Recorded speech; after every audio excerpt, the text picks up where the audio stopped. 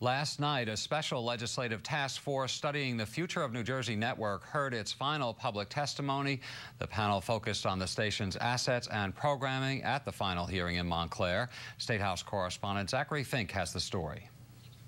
The legislators heard testimony from some of the same people who spoke at the previous hearings.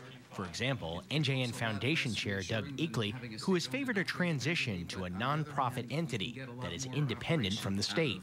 However, that plan calls for a pared-down NJN, meaning significant staff reductions.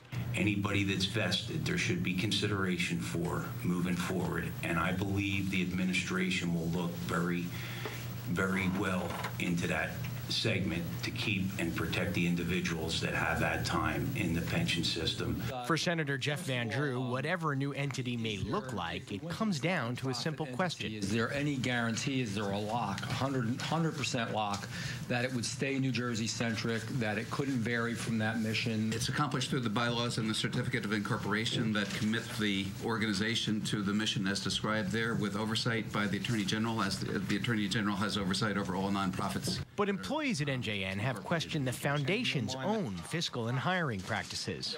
How much money was collected by the foundation this year, like I guess ending June 30th?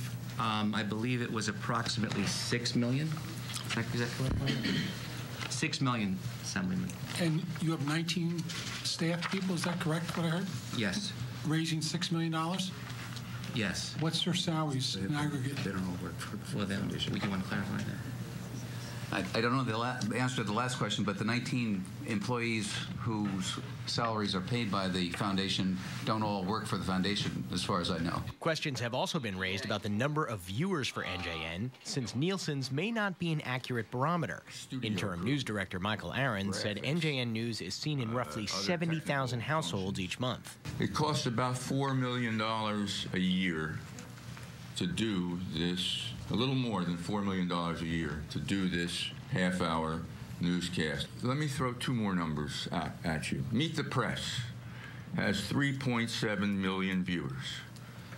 The O'Reilly Factor has 2.7 million viewers. They're seen in 50 states. If you divide 50 into those numbers, you come out roughly with 70,000 per state. So we're doing as well as Meet the Press and the O'Reilly Factor.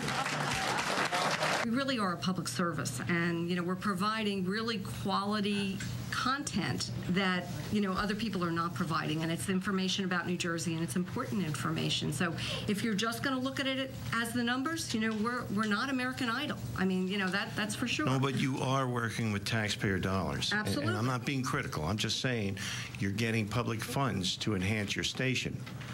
I just want to be sure we know that you're spending it properly and not improperly.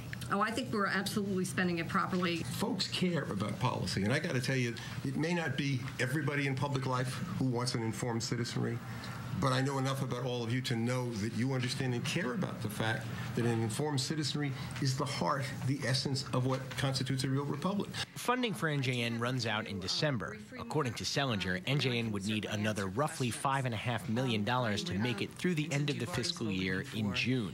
Eakley acknowledged that even a pared-down NJN would likely need $4 to $5 million to make the transition. Many have now testified that NJN's 4 broadcast towers are a potential windfall as the need for broadband increases. NJN reaches 9% of the United States. We are the largest broadcaster. As I said before, we reach almost as many people as there are in Canada. We reach half as many people as there are in the United Kingdom or France or Italy.